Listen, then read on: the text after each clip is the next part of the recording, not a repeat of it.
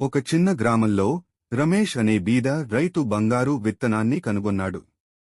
ఒక సన్యాసి అతనితో చెప్పాడు, దయతో నాటు, అది నీ కుటుంబాన్ని ఎప్పటికీ పోషిస్తుంది.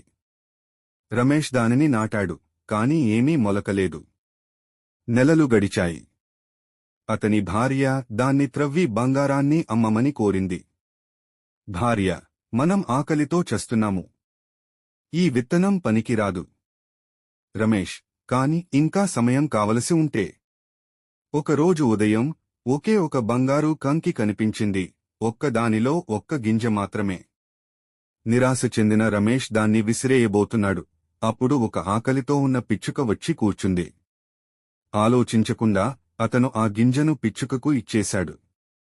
తక్షణం ఆ కంకి వందలాది కంకులుగా పెరిగింది.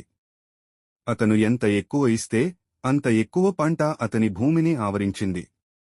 నీతి: నిజమైన సంపద నిస్వార్థంగా ఇచ్చేదానితో పెరుగుతుంది.